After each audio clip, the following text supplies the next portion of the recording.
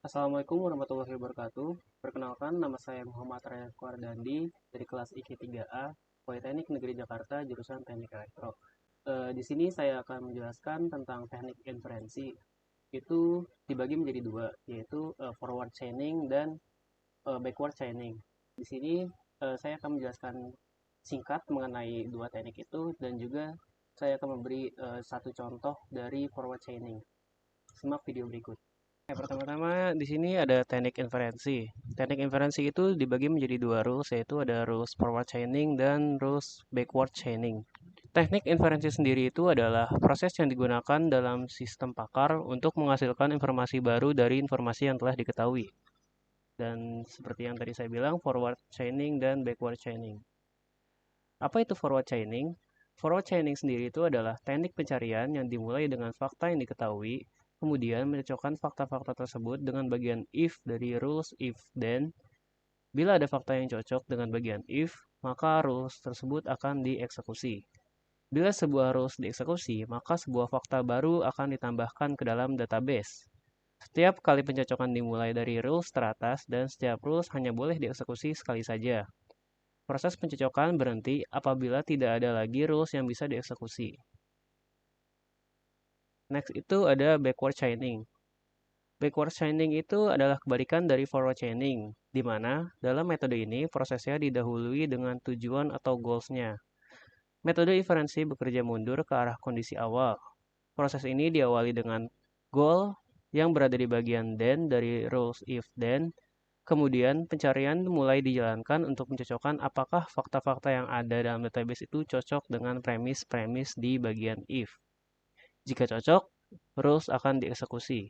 Kemudian, hipotesis di bagian then ditempatkan di basis data sebagai fakta baru. Jika tidak cocok, simpan premis di bagian if dan ke dalam stack sebagai sub-goal. Dan proses berakhir jika goal ditemukan atau tidak ada rule yang bisa membuktikan kebenaran dari sub-goal atau goal tersebut. Ya, di sini ada contoh dari kasusnya itu.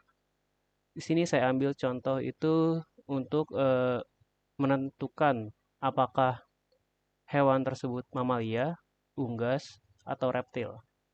Sistem pakarnya ini saya ambil sendiri dari ahli zoologi atau dokter hewan atau ahli biologi yang berkaitan dengan hewan. Seperti ciri-ciri yang ada di tabel berikut. Dan dari tabel berikut itu kita dapat membuat rules seperti ini. R1. If bertelur, then merupakan hewan reptil. R2. If hewan tersebut bertelur dan memiliki bulu atau rambut, then merupakan hewan unggas. Rules ketiga, if hewan tersebut beranak dan memiliki bulu dan memiliki daun telinga, then merupakan hewan mamalia. Dan R4, R5, R6 ini merupakan rules tambahan yang tidak terdapat dalam data, tetapi ini akan menyangkut dengan prosesnya nanti ya. R4, if mamalia, then dapat menyusui. R5, if unggas, then memiliki sayap. R6, if reptil, then berdarah dingin. R4 sampai R6 ini merupakan data tambahan sebagai fakta yang akan kita tambahkan sebagai fakta baru nanti. Contoh kasusnya adalah seorang siswa SD sedang mengamati sebuah hewan yang memiliki telinga panjang. Setelah dia mati dari dekat, hewan tersebut ternyata memiliki rambut yang sangat halus. Lalu setelah mengikutinya, ternyata hewan itu sedang hamil dan sedang mencari tempat untuk melahirkan. Siswa tersebut bertanya kepada omnya yang seorang dokter hewan untuk mengetahui apakah hewan tersebut menyusui anaknya atau tidak. Fakta yang dapat kita ambil dari kasus di atas itu adalah yang pertama itu hewan tersebut memiliki daun telinga. Yang kedua itu hewan tersebut memiliki bulu yang sangat halus.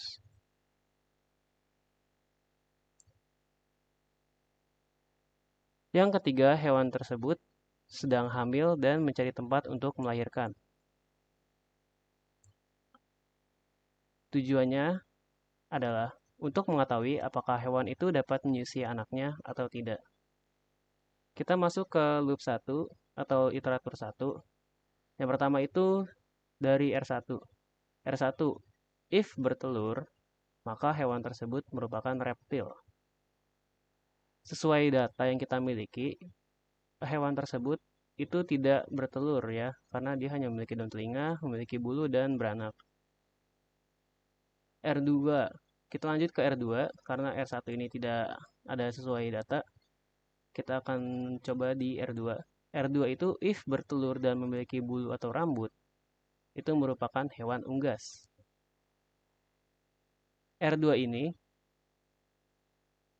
memiliki rambutnya terdapat dalam fakta ya, memiliki bulu atau rambut, tetapi bertelurnya ini dia tidak ada dalam fakta.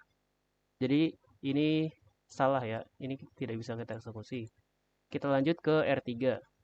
R3 ini if beranak dan memiliki bulu atau rambut dan memiliki daun telinga dan merupakan hewan mamalia. Kita lihat lagi ke fakta, apakah hewan tersebut memiliki ciri-ciri tersebut, dan ya, hewan tersebut memiliki tiga ciri-ciri ini, yaitu beranak, memiliki bulu atau rambut, dan memiliki daun telinga.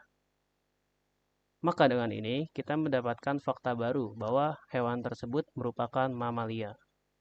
Namun kita belum menyentuh gol, karena gol kita di sini adalah apakah hewan itu dapat menyusui anaknya atau tidak. Mamalia ini dapat kita simpan ke fakta baru. Kemudian kita lanjut ke loop 2 untuk mencari fakta apakah hewan itu dapat menyusui anaknya atau tidak. Di loop 2 ini kita langsung lanjut aja dari R4, rules 4.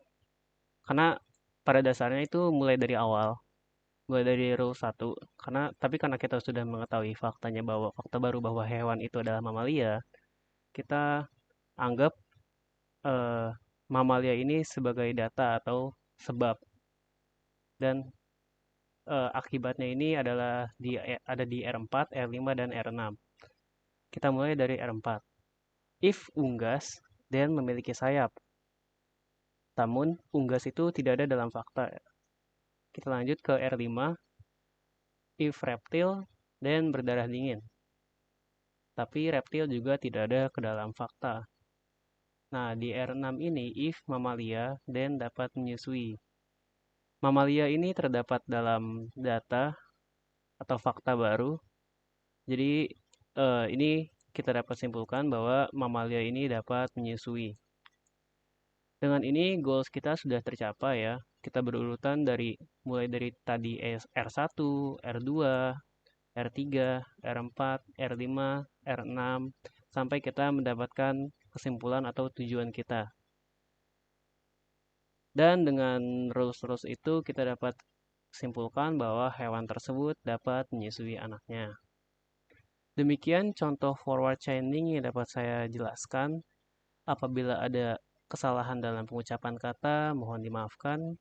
Kurang lebihnya mohon maaf. Wassalamualaikum warahmatullahi wabarakatuh.